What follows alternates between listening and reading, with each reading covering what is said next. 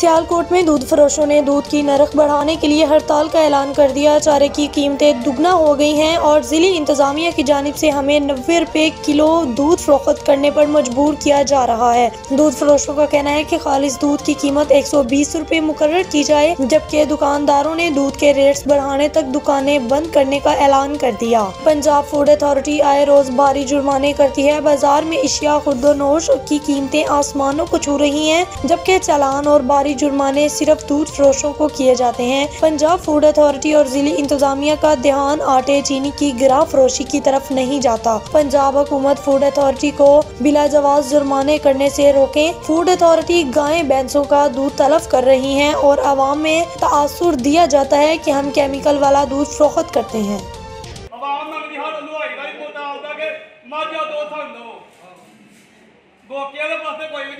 साडा शेर फरोशां दा मुतालबा है कि असी सियालकोट दे विच ग्वाला एसोसीएशन जिहड़ी है ना वो बहुत परेशान